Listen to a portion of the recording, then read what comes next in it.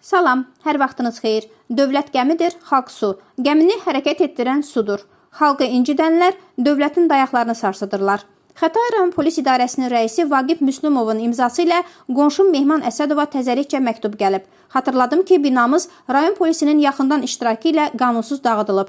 Yazır ki, sizin dinin bımiciminə ünvanladığınız 18.02.2025-ci il tarixli filan nömrəli məktubu ərazi aidiyyatı üzrə baxılması üçün Xətai RP-nin 37-ci pışı göndərilmişdir. Hadisə fevralın 12-dən 13-ünə keçən gecə baş verib. 45 gün sonra reaksiya olub. O da yenə şikayəti özündən aşağıya ötürmək barədə məlumatlandırmadan başqa bir şey deyil. Rəis, cəmi bir cümlədən ibarət məktubunuzda 8 yanlışınızı saydım. Daxili İşlər Nazirliyinin adını tam yazmamısınız. Bir cümlə olduğundan abreviaturaya ehtiyac qalmamaqla bərabər bu rəsmi yazışma qaydalarına ziddir. Xidmət etdiyiniz nazirliyə də sayğısızlıqdır. BMCİMİ Baş Mütəşəkkil Cinayətkarlıqla Mübarizə İdarəsi imiş. Adama şifrə çözdürürsüz. Məktubu sözündə U hərfi artıqdır. Məktub olmalıydı. Aidiyyət aidlik sözündəndir. Bunu da düz yazmamısınız. Xətai RP-nin 37-ci pışı göndərilmişdir. Xətai rayon polis idarəsinin 37-ci polis şöbəsinə göndərilmişdir kimi yazmalıydınız. Rus dili desəm, Rus dili deyilsiniz. 8-ci ən rüsvayçı səhvinizdir.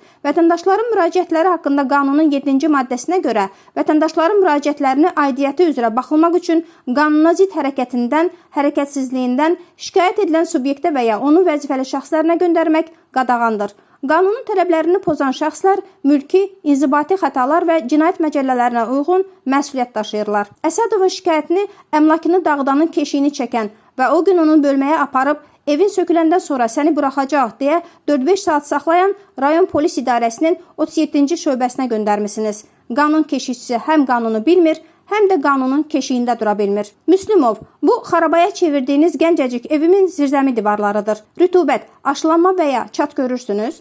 Bu isə yaşadığım 100 yaşlı yataqxanadır. Yağış damcısının səsini eşidirsiniz. Bu daş da evin tavanından üzərimə düşüb. İndi qərara gəlin. İki evdən hansı mənə daha etibarlıdır? Özünüzə vermədiyiniz sualı mən verirəm. O gün hansı məhkəmə qərarı əsasında bu evlərin söküldüyünü heç soruşdunuzmu? Niyə mülkü dağıdılanın deyil, dağıdanın yanındaydınız? Qanuna yox, gecəykən vətəndaşın evini başına uçuran Saday Əhmədova keşik çəkirdiniz və ən əsası hadisə ilə bağlı bugünə qədər kimi həbs etmisiniz?